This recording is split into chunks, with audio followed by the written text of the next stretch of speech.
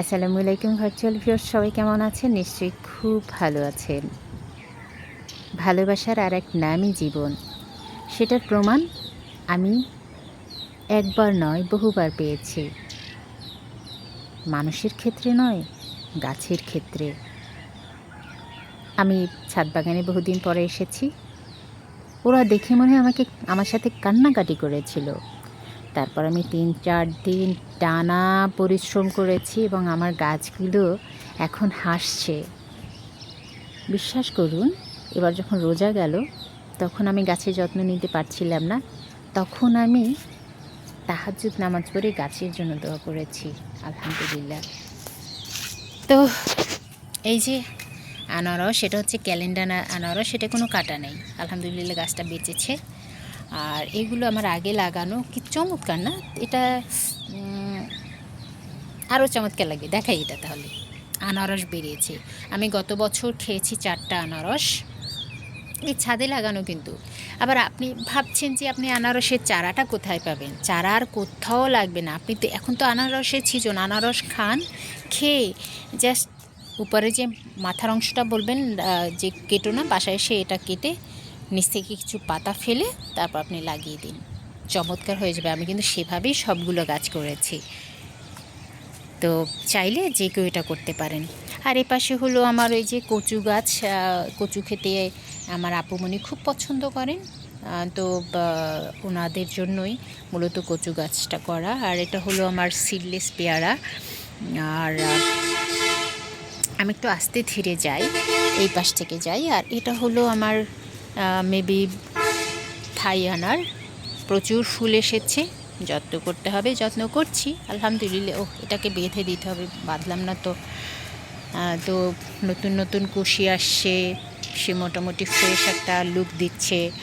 তারপর এটা একটা মালটা গাছ, ফলও আসতে শুরু করেছে, দারুণ ব্যাপার। আর এই গাছটা বেশ ভালো ফল আসছে। এটা মেবি সম্ভবত ওইটা সুপার ভাগোয়া, এটা থাই আর অস্ট্রেলিয়ান, মেবি অস্ট্রেলিয়ান। চমৎকার ফুল আসছে এগুলো। আল্লাহ যদি চায় এগুলো থেকে এখন ফল হবে আশা করছি, আল্লাহ যদি চায়। ফল আমি ইতিমধ্যে খেয়েছি, এরকম বড় ড্রামে লাগিয়েছি। আর এই টগর গাছটা মরে যাচ্ছে মনে হয়, পরে কাটিং করে দিলাম, দেখা যাক আল্লাহ এটার জন্য কি বরাদ্দ রেখেছে। আর এই যে এখান থেকে এরকম একটা গাছ লাগিয়ে রেখেছি, প্রচুর চারা হয়েছে। এখান থেকে উঠেও চারা লাগালে কিন্তু আনারস হয়ে যায়। আর আনারস গাছ সহজে মরে না, সেটাই তো দেখলাম। আর এটা হলো আমার থাই আনার, মেবি আমি ভুলে গেছি কোনটার কোন। আগে ট্যাগ লাগানো ছিল, এখন আর ট্যাগ লাগানো নেই। আর এটা হলো কাঠগোলাপ। আমার আম্মা সবসময় জিজ্ঞেস করতো, বাবা এই গাছটা কী গাছ? তো যাই হোক, হলো কাঠগোলাপ ফুটতে শুরু করেছে, ফুটবে ইনশাল্লাহ। আর হলো সফেদা গাছ, সফেদা সফেদা সফেদা।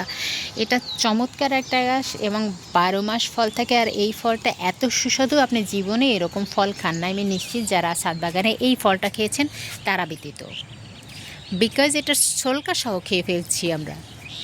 গত বছর একটা মাত্র পেয়েছিলাম, পরবর্তীতে যা আসছিল আমি আর খেতে পারিনি, পাখিতে খেয়েছে।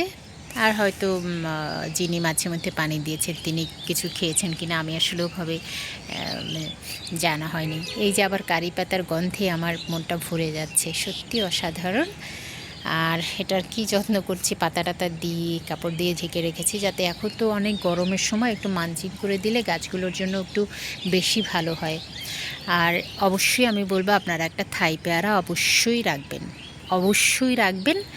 আর রাখলে যেটা হবে, এরকম সুস্বাদু ফল খেতে পারবেন। আবার কিন্তু এটা 12 মাস হয়। দেখুন আবার ফুল চলে এসেছে, একদিক থেকে ফুল যাবে, ফল হবে, আবার ফুল চলে আসবে এবং ফুল থোকায় থোকায় ফুল আসে, থোকায় থোকায়, সুবহানাল্লাহ। তো আমি আর একটু কাছ থেকে দেখাবো ইনশাল্লাহ। আর এটা হলো আমার এলাচ গাছ, বুনো এলাচ গাছ। এলাচ গাছ হবে কিনা, এলাচ হবে কিনা জানা নেই, তবে পাতাটা ভীষণ স্মেলি এবং এটার আপনি চা খেতে পারেন। আর এটা হচ্ছে আমার কি বলে চাইনিজ পেয়ারা, প্রত্যেক ব্রাঞ্চে ব্রাঞ্চে ফল আসে এবং সত্যি ভেতরটা লালচে, ভীষণ টেস্টি। মোটামুটি বা বড় সাইজের একটা কী বলে বড়ইর মতো এটার সাইজ, কিন্তু সত্যি অসাধারণ। যত্ন করলে সেটাকে কিন্তু পাওয়া যাবে। আর এটা হলো আমার একটা, আসলে আমার যেটা হলো, আমি এই কোনটা কোন মালটা বড় না হলে আমি বুঝতে পারছি না এখন, আর ভুলে গেছি কেন জানি। এটা একটা মালটা গাছ, আবার এটা হলো টেবিল কামিনী। ভাবছিলাম গাছটা মরে গেছে, কিন্তু না, সে আবার ব্রাঞ্চ বের হয়েছে। আর এই হলো আমার বেরি, মিরাকেল বেরি। গাছটা বেঁচে আছে, সেটা প্রিপট করতে চাইছিলাম, কিন্তু কালকে দেখি এই যে সে পাতা ছেড়েছে। তো আল্লাহর কাছে দোয়া করবেন আমার গাছগুলোর জন্য, যেন ওরা ঠিক থাকে। আর এই হলো আমার গাছে, কিন্তু কেউ নজর দেবেন না প্লিজ, মাশাল্লাহ বলতে হবে প্লিজ। আর এই যে ফল আসছে, দেখা যাক কটা ফল সে ধরে রাখতে পারে, কারণ ঝরে যাচ্ছে ম্যাক্সিমামে। আর একটু আমি দেখাই যে সফেদার ব্যাপারটা কি। এই যে দেখুন, সফেদা কিন্তু এটা ম্যাচিউর প্রায় হয়ে গেছে, পারলেই হবে। এবং এর পাশ থেকে কিন্তু আবার ফুল চলে এসেছে। সেই জন্য বলি একটা সফেদা গাছ লাগান ছাদে, আপনি অনেক উপকৃত হবেন। তবে সফেদা গাছ কিন্তু অবশ্যই রোদে লাগাতে হবে, ছায়ায় সফেদা খুব একটা ভালো হয় না। আর জানেন তো পরিচর্যাটা তো সেরকমই লাগবে। আর আমি যদি এই পাশে মোটামুটি আমার সবই মালটা গাছ রেখেছি, আর কি বলে যে সফেদা এবং মালটা গাছ রেখেছি। মোটামুটি চারপাশে গাছ, মাঝখানে গাছ, এভাবে আমি করেছি। আর এইটা হচ্ছে ম্যান্ডারিন, প্রচুর ম্যান্ডারিন এসেছিল, তো খাবার পাচ্ছিল না বলে হয়নি ঠিকমতো। এখন তো আবার দেখছি ব্রাঞ্চ ছেড়েছে। কী যে করি, আসলে পরিচর্যা করা দরকার একদম কন্টিনিউয়াসলি। আর এই যে মালটা গাছ, এগুলো মালটা আমি পছন্দ করি দেখতে। মালটা বাগানে যাব করে, মালটা বাগানে যেতে পারি না, এই কমলা বাগানে। এই কারণে আমি করলাম কি, যে আচ্ছা ঠিক আছে, আমি নিজে একটা বাগান করে ফেলি। আর এটা হলো গিয়ে আমার সেই দেশি পেয়ারা, এত মিষ্টি, সুবহানাল্লাহ। সত্যি মানে বাড়িয়ে বলছি না, প্রতিবেশীরা খেয়েও বলে যে এত মিষ্টি পেয়ারা কোনো দিন খায়নি। আর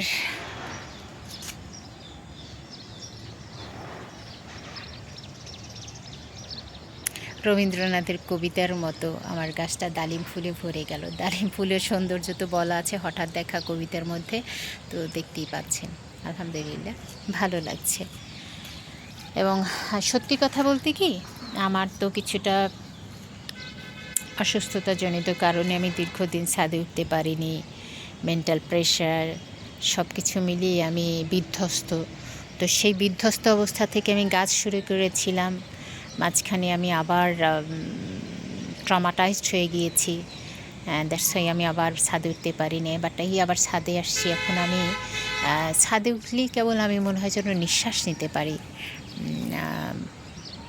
এই জন্য বাগান আমার কাছে এত ভালো লাগে। এই জন্য বলবো যে আপনারা বাগান করুন, বাগান করলে সুস্থ থাকবেন, বিলিভ মি। এবং বাগান করলে মাসেল হয়। আমি খুব রোগাপটকা একজন মানুষ, তো মজার একটা ব্যাপার শেয়ারই করি, সমস্যা নেই। তো আমি এই বাগানটা যখন প্রথমে শুরু করলাম, তো প্রতিদিন কাজ করতাম, আর বাসাতে গিয়ে এত অসুস্থ থাকতাম। তো তখন আমার আম্মা মাথায় হাত বুলিয়ে দিতেন, আমার আপুমণি আমাকে তেল মাসাজ করে দিতেন, সরিষার তেল আর রসুন ইয়ে করে সারা শরীরে মাসাজ করে দিতেন, আর বলতেন খবরদার তুই যদি ছাদে উঠিস তোর সব কিছু আমি ফেলে দেবো। আমি তো তখন বিড়ালের মতো মিউ মিউ করে বলতাম যে আচ্ছা ঠিক আছে। কিন্তু পরদিন নামাজ পড়ে সকালবেলা আবার ছাদে, ঠিক 10টা পর্যন্ত ছাদে কাজ করে, তখন বলতো নাস্তা করতে আয়। তখন আম্মা কি সুন্দর ডাকতো, আমার আব্বুকু বাসায় আসো খাবার খাও। আম্মা ডাকলে আমি আবার তাড়াতাড়ি চলে যেতাম। তো মানে আমার আম্মার মতো এত সুইট লেডি আমি আমার জীবনে দেখি নাই, আর মনে হয় আমার হোল লাইফে কোনো দিন এটা আমি দেখব। তো বেসিক্যালি আমার আম্মার জন্য কিন্তু গাছ বাগান করা শুরু করেছিলাম, যে মাকে একটু ফ্রেশ সবজি খাওয়াবো, ফ্রেশ ফলমূল খাওয়াবো এই জন্য। তো আমি ওনার জন্য সেটা করছিলাম। তো যাই হোক, যেটা আমি বলছিলাম, তো বাগান করার পরে কিছুদিন পরে 1-2 মাস, 5-6 মাস এরকম যাচ্ছি, হঠাৎ আমি দেখি কি আমি এখন আর অসুস্থ হচ্ছি না, আমার কিন্তু ব্যথাও লাগছে না কোথাও, কাজ করছি এবং আমার কোনো একটু জ্বরও হচ্ছে না, কাশিও হচ্ছে না, আমার পেইন সব চলে গেল। এটা বলছি 6-7 মাস পরের কথা বাগান করার। এবং আমি খুব এনার্জেটিক হয়ে গেলাম।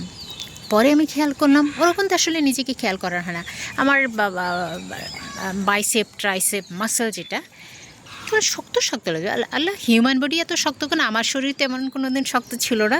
তারপর পায়ের যে মাসেল শক্ত হয়ে গেছে। মানে কি, আমি এই যে কাজ করেছি বাগানে, এই যে বাগানে কাজ করা আমার অটোমেটিক্যালি আমার কিন্তু এক্সারসাইজ হয়ে গেছে। এবং ছাদে যেহেতু আমি কাজ করি, রোদ পাই, ভিটামিন ডি ওখান থেকে পাচ্ছি, প্লাস হচ্ছে এই ফ্রেশ খাবার দাবার খাচ্ছি। এবং প্রতিদিন আমি কিন্তু 3-4 ঘন্টা কাজ করি। 3-4 ঘন্টা বললেও ভুল হবে, প্রায় 6 ঘন্টা আমি ছাদে কাজ করি। এই কাজের ফলে আমি কিন্তু স্ট্রং হয়ে গেলাম এবং আমার মাসেল খুব স্ট্রং হয়ে গেল, আলহামদুলিল্লাহ। কিন্তু এই যে আমি 6 মাস আবার বাগান থেকে দূরে সরে গেছি, এখন এই যে আমি 3-4 দিন কাজ করেছি, বিশ্বাস করুন আমি মরে যাচ্ছি ব্যথায়। 2টা হট ব্যাগ নিয়ে রাখি, কাজ হয় না। ঘুম না আমার এমনি তো ইদানিং আবার কমে গেছে, ঘুমের ওষুধ ছাড়া ঘুম হয় না। তো দোয়া করবেন আমার জন্য। তো সেইটাই বলি, টেনশন থেকে রিলিফ পেতে চাইলে বাগান করুন, বাগানের কোনো বিকল্প নাই। তো অনেক কথা বলে ফেললাম, শেয়ার করে ফেললাম, ভুল হয়ে থাকলে সরি। তবে বাগান করুন, ভালো থাকতে পারবেন, ভালো থাকাটা জরুরি। নিজেকে ভালোবাসুন, নিজেকে এমনভাবে ভালোবাসুন যেন আল্লাহর সঙ্গে আল্লাহ আপনাকে ভালোবাসেন। এখন নিজেকে ভালোবাসার কিন্তু কিছু টেকনিক আমি ফলো করি। আমি যাদেরকে খুব ভালোবাসি, তাদেরকে সত্যি মন থেকে ভালোবাসি, তাদেরকে বিশ্বাস করি, এটা মানুষ। এবং আমার এই বিশ্বাসের তালিকায় আমার আম্মা, আমার আপুমণি, এরা একেবারে, মানে আমি নিজেকে যতটা না বিলিভ করি, এদেরকে তো তার চেয়ে বেশি বিলিভ করি। আর ভালোবাসার তালিকায় তো আছে আমার ছানাপোনা আছে, বোনরা আছে, এরা। আর এই তো ভালোবাসার টেকনিকটা কোথায় আমি বলি, আমি নিজেকে ভালোবাসি, আমি কোরআন পড়ি, আল্লাহকে খুব বিশ্বাস করি, এবং আমার যা হোক না কেন আমি আল্লাহর উপর ছেড়ে দিই। কেন ওইটা হচ্ছে আমার একেবারে এক্সট্রিম একটা বিলিভ জায়গা। আমি আই এম এ মুসলিম, এটার জন্য মানে আই ফিল প্রাউড। অ্যান্ড আমি practising Muslim, I also proud that. And আমার সব কিছুর জন্য আল্লাহ সুবহানাহু ওয়া তাআলার যথেষ্ট। এই যে একটা ফিলিং, এটাই আমাকে ভালো রাখার জন্য যথেষ্ট। এবং এভাবেই আমার নিজেকে ভালোবাসি, যার জন্য আমি টেনশনগুলো থেকে রিলিফ পেতে পারি। এবং কাজ করলে মানুষ টেনশন থেকে রিলিফ, আপনি বসে থাকবেন, শুয়ে থাকবেন, আপনাকে দুশ্চিন্তা ধরবেই। কিন্তু যদি আমি এই যে আমার অস্ট্রেলিয়ান ঘুঘু আমি পালটাম, এটা ছুটে গেছে, তো যাই হোক, ও বোধহয় আমার এখানে বাসাও বেঁধেছে। ওই যে, হ্যালো, ভুলে গেছো আমাকে? ভুলে তো যাবারই কথা, কত খাইয়েছি বাজার থেকে খাবার কিনে এনে, তাই না? খাইয়েছি তো, হ্যাঁ বুঝতে পারছি। আমি দূরে সরে যাচ্ছ কেন? আমার এই বুনো ঘুঘু, আমার আম্মা খাবার দিতাম তো, আমি এই বুনো ঘুঘু পালিনি, আমি অস্ট্রেলিয়ান ঘুঘু পেলেছি, কারণ বুনো ঘুঘু তো পালানো যাবে না, এটা দণ্ডনীয় অপরাধ। বাট আমার আম্মা সেই বুনো ঘুঘুকে বশ মানিয়ে ফেলছিলেন। উনি ছাদে বসতেন আর বলতে আয় আয় আয়, একদম মায়ের পায়ের কাছে এসে খাবার খেত, আর আমরা আসলে সে একার ফারুত উড়ে যেত, দুষ্ট কোথাকার। তো যাই হোক, থ্যাংক ইউ সো মাচ। আমি আমার বাগানটা ঘুরিয়ে দেখালাম, কেমন লাগছে জানাবে। পরিচর্যার বিষয়ে যদি কেউ কিছু জানতে চান আমি নিশ্চয়ই সেটা জানাবো। গাছের প্রয়োজন হলেও সেটাও আমাকে বলতে পারেন, আমার কাছে থাকলে তো আমি নিশ্চয়ই দেবো। Thank you. দেখা যাক, আমি আরও একটা প্রজেক্ট শুরু করব বাগানের। ইনশাল্লাহ সেটার জন্য আমার জন্য দোয়া করবেন, কারণ আমি গাছ ছাড়া বাঁচতে পারবো না, আমার এটা সুস্থতার জন্য থাকতে হবে। ওকে, আজকে পর্যন্তই। ভালো থাকুন, সুস্থ থাকুন, সুন্দর থাকুন। একটা সুন্দর দৃশ্য দিয়ে ভিডিওটা শেষ করি। সবাইকে ফুলের শুভেচ্ছা, ধন্যবাদ।